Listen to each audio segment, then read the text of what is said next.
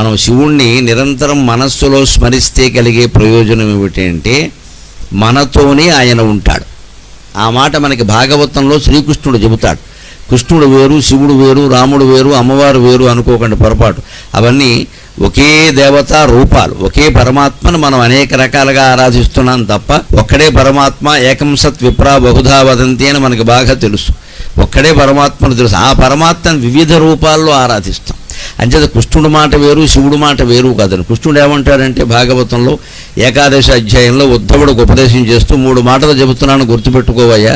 ఒకటి, నా గురించి ఎవడైనా 10 మందిలో చెబితే నేను వాడి గురించి దేవలోకంలో చెబుతాను అన్నాడు.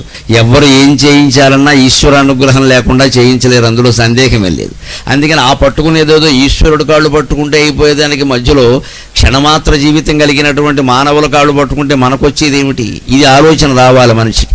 మనకి ఏదైనా అవసరమైనా లేదా కష్టం వచ్చినా మనం ఏం చేస్తాము అంటే ఊళ్ళో ఎవడి కాళ్ళు పట్టుకుందామా అని ఆలోచిస్తాం. మనం ఏమో తీరా కాళ్ళు పట్టుకుని చేసినా ఫలితం ఉండాలి కదా. ఆ పట్టుకునేది ఈ ఊరికి కాదు, ఈ దేశానికి కాదు, అనంతకోటి బ్రహ్మాండాలన్నిటికీ అధినాథుడైనటువంటి మీ పరమేశ్వరుని యొక్క పాదాలు పట్టుకుంటే మంచిది కదా. పట్టుకునేదేదో ఆ కోరిక ఉన్నప్పుడు పెద్ద కోరిక, పెద్ద ప్రయత్నం చేద్దామండి, అల్ప ప్రయత్నం ఎందుకు?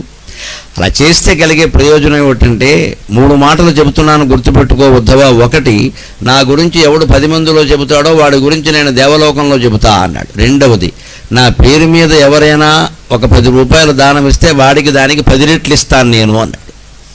3వ మాట చాలా ముఖ్యమైన మాట చెప్పాడు. ఎవరైనా నన్ను మనస్సులో స్మరిస్తూ ఉంటే మరో దారి లేదు ఉద్ధవ, నేను అతను ఉన్న చోటే ఉంటాను అన్నాడు. ఖచ్చితంగా శివస్మరణ అంత గొప్పది, భగవత్ స్మరణ అంత గొప్పది. అందుకే భక్త కవి ఏమంటున్నాడు అంటే, తలవగా తలవగా తలవంచవేమయ్య సురగంగలో మేము శిరసు ముంప.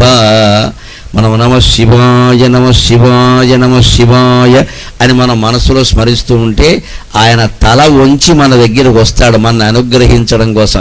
ఎందుకంటే అంతటి దేవుడు గర్భగుడు దాటి రావాలంటే తల వంచాలిగా, తప్పదుగా. గర్భగుడు గుమ్మం చిన్నదిగా ఉంటుంది. అందుకని ఎంత పెద్ద మనిషి 6 అడుగుల పొడుగైన వాడు వచ్చినా గర్భగుడి దగ్గర తల వంచాల్సిందే. అందుకని తల వంచి మన కోసం వస్తాడు. ఆయన తల వంచితే జరిగేది ఏమిటో తెలుసా? సురగంగలో మేము శిరసు ముంప.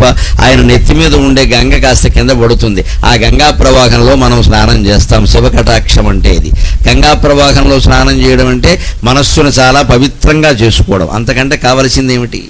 మామూలు నీళ్లలో స్నానం చేస్తేనే ఇవాళ శుభ్రంగా తలారా స్నానం చేశామండి అంటూ ఉంటాం కదా. అదే గంగా ప్రవాహంలో చేయడం అనేది ఎంత పుణ్యం, ఎంత అవకాశం అందరికీ వస్తుందా? అందుకని శివభక్తి కనుక మనం కలిగి ఉంటే శివుడు నెత్తి మీదే గంగ ఉంది కాబట్టి ఆవిడ ఖచ్చితంగా మన అనుగ్రహించి తీరుతుంది.